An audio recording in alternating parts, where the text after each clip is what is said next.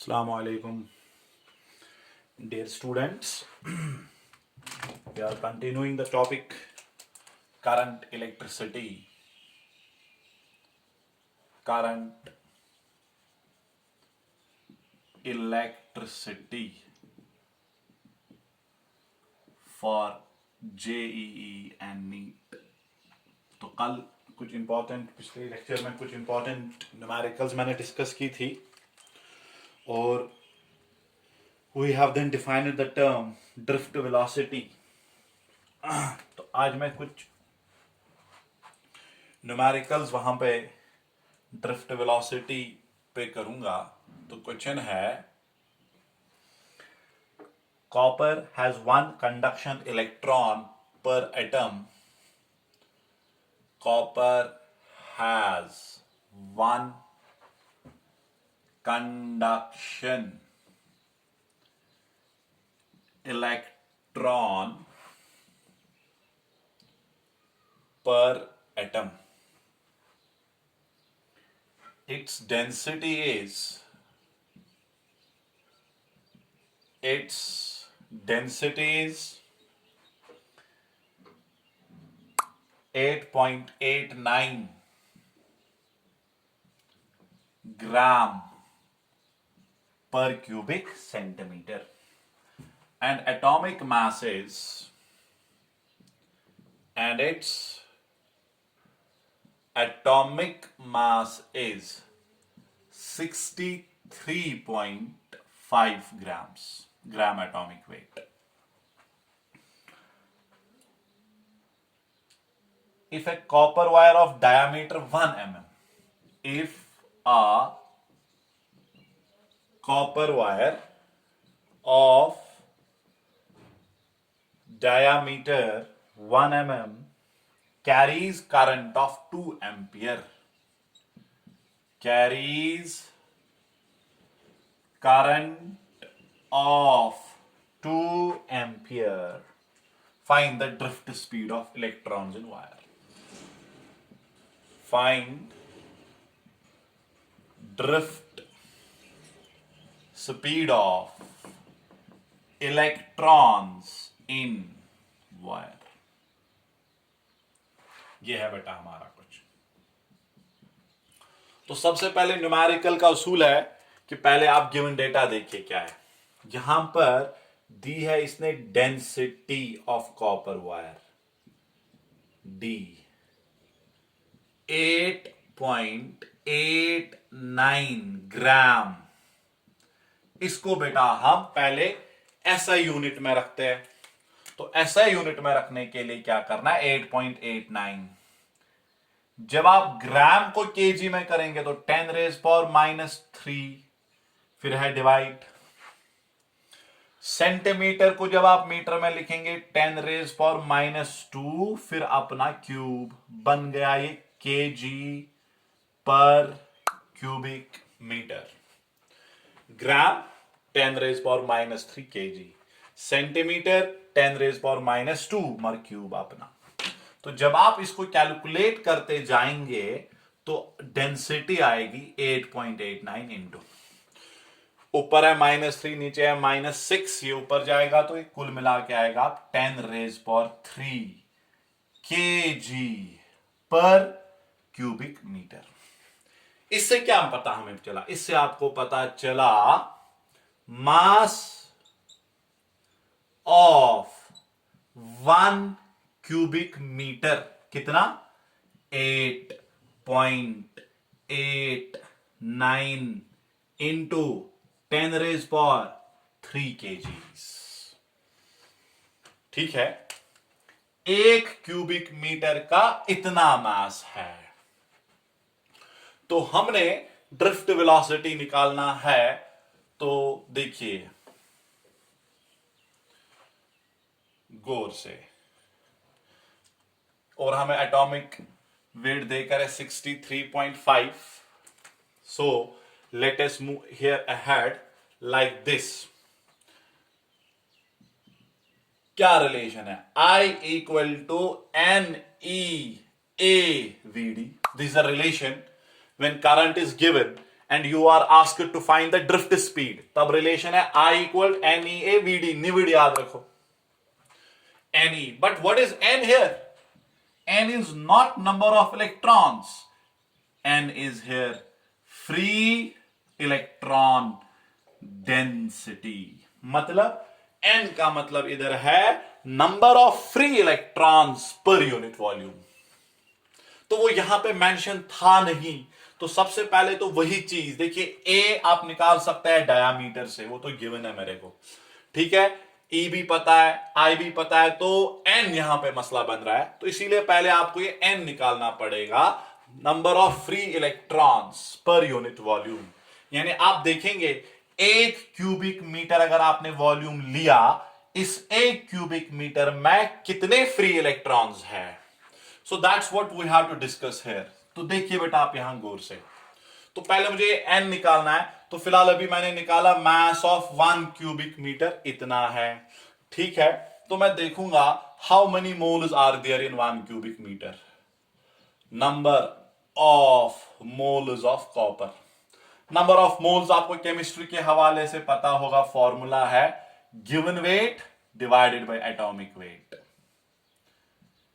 Given weight kgs में है, atomic weight से दिया है ग्राम, 63.5 ग्राम एटॉमिक वेट. तो यहां अगर आप इसको ग्राम्स में लिखेंगे तो यह आएगा ना 8.89 into 10 raised power 6 grams. KG था ये, तो ग्राम्स, क्यों ग्राम्स में कन्वर्ट करना पड़ा, क्योंकि ये भी एटॉमिक वेट भी ग्राम्स में ही है. तो यहां से आपको मिला क्या, यहां से आपको मिला नंबर ऑफ मोल्स कितने आएंगे, number of moles of copper in 1 cubic meter. हाँ, हम 1 क्यूबिक मीटर की ये भी बात कर रहे हैं, तो 1 क्यूबिक मीटर में कितने मोल्स, ठीक है. So you have to do a little calculation here. The calculation will should come 1.4 around into 10 raised power 5, इतने मोल्स है, ठीक. इससे क्या पता चला, मुझे n निकालना है, कितने फ्री इलेक्ट्रॉन्स इसमें हैं. देखिए इससे क्या पता चला आपको, नंबर ऑफ मोल्स से आपको पता चलेगा नंबर ऑफ एटम्स. कैसे, 1 mole of copper consists of 6.023 into 10 raise power 23 atoms. तो अब कितने मोल्स है, 1.4 into 10 raised power 5 moles of copper. कितने एटम्स उसमें होंगे, उसमें कितने एटम्स बेटा होंगे, 1.4, इतने सारे एटम्स. तो जब आप इसको कैलकुलेट करेंगे it will come out 8.42 into 10 raise power 28 atoms. Copper wire की जब हम 1 क्यूबिक मीटर वायर लेंगे उसमें इतने सारे एटम्स है, और ये पता ही है कि कॉपर की डेंसिटी, इलेक्ट्रॉन डेंसिटी है ही of the order of 10 raise power 29 we can से.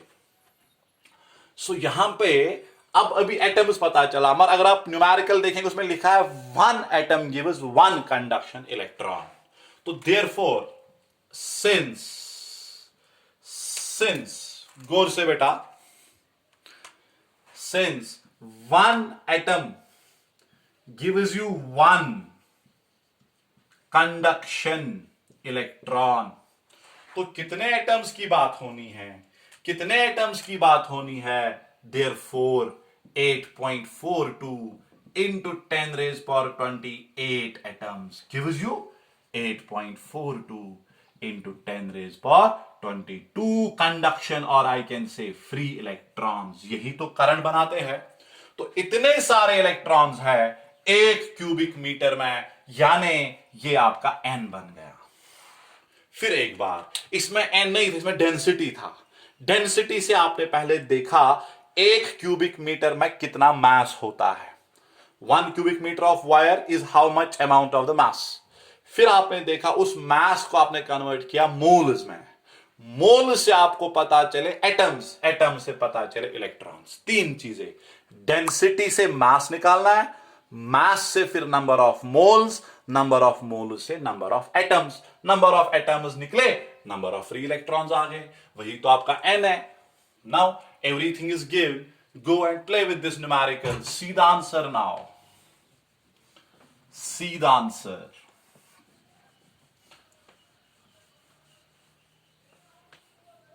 यहां I जो मुझे देकर था, I have been given the value of I is 2 amperes.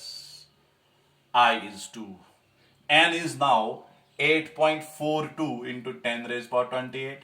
E is 1.6 into 10 raised power minus 19. Area पता नहीं है, उसको आप लिखेंगे pi r square into drift speed. यह आएगा 2 इक्वल टू 8.42 10 रेज पावर 28 1.6. इसने चूंकि इधर डायामीटर दिया था तो रेडियस की जगह डी स्क्वायर बाय 4. क्यों D square by 4? R is D by 2. D by 2 का स्क्वायर क्या आएगा? D square by 4. 2 is equal to 8. थोड़ी सी कैलकुलेशंस है but not an impossible question. 10 raise power pi का वैल्यू 3.14. इसने बेटा आपको डायामीटर दिया है शायद 0.5 mm का. डायामीटर इसने दिया हुआ है 1 mm. तो इसने डायामीटर दिया है 1 mm.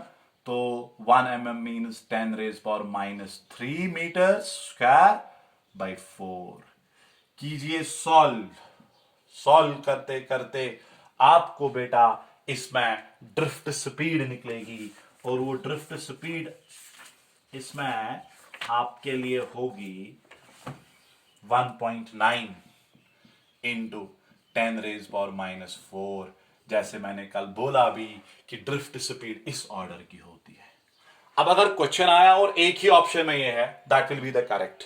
अब अगर दो ऑप्शंस में ऐसा है, then you have to solve the question. कभी कभार होता है ट्रिक बेस्ड भी, एक ही ऑप्शन ऐसा होगा जिसका ऑर्डर 10 रेज पावर माइनस 4 होगा, तो वही है ड्रिफ्ट स्पीड का ऑर्डर, वही है. ठीक है. अगर अब दो का है then you need to solve it. ठीक है. I will take one more numerical here. और एक न्यूमेरिकल यहां पे करते हैं. अच्छे से न्यूमेरिकल देखिएगा आप.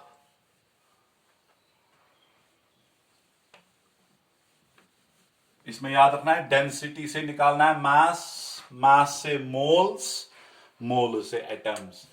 डेंसिटी से मास, मास से मोल्स, मोल से atoms. This is the flow chart of this very numerical. अब और एक क्वेश्चन है. Now another question is a current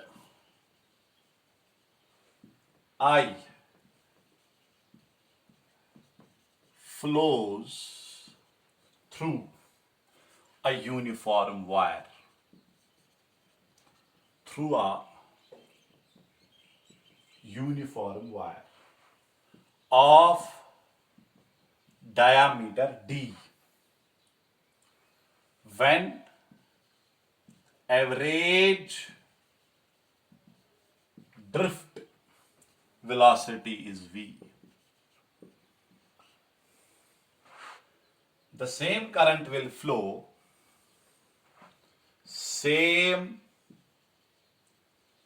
current will flow through a wire of diameter d by 2.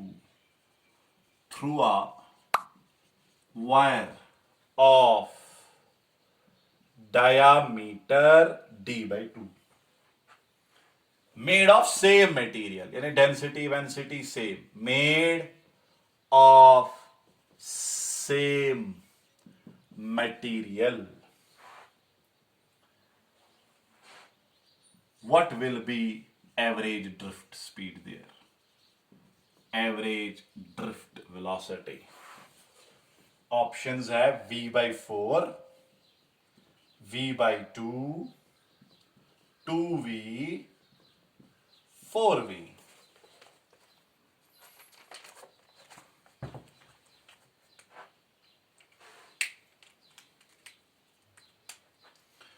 देखिए बेटा यहां पे क्या है, a current I flows through a wire, एक यूनिफॉर्म वायर है, समझ लो कॉपर की वायर है जिसका डायमीटर d है, उसमें करंट आई जा रही है, ड्रिफ्ट वेलोसिटी ये है।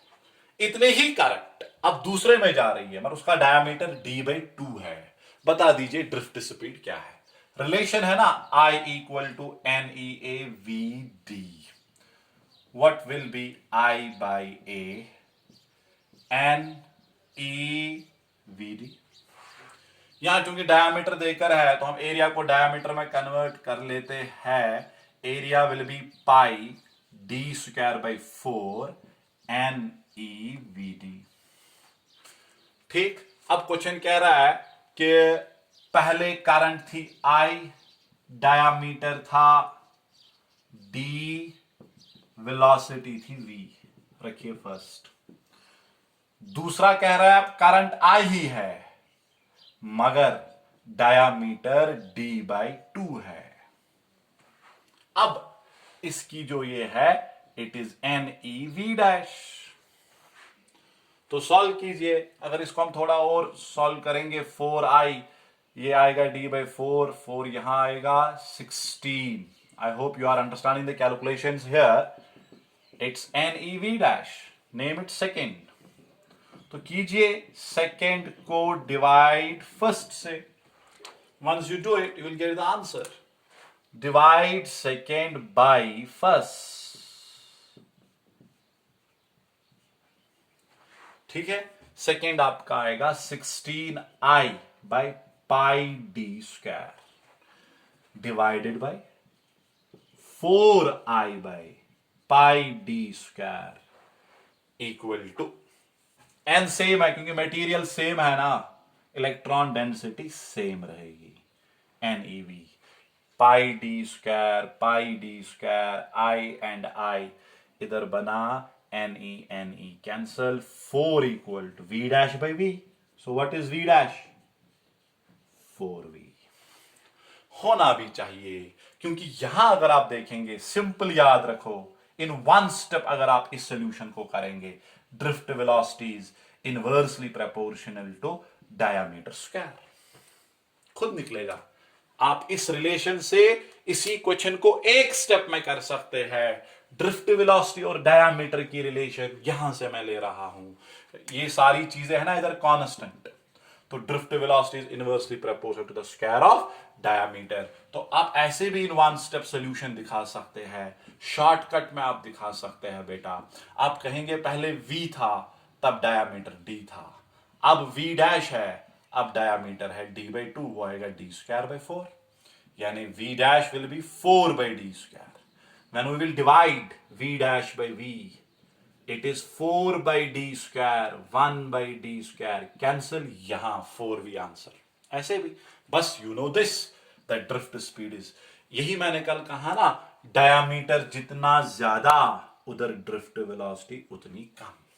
अगर आप यूनिफॉर्म वायर लेंगे हर जगह डायमीटर से, फिर हर जगह ड्रिफ्ट स्पीड भी से।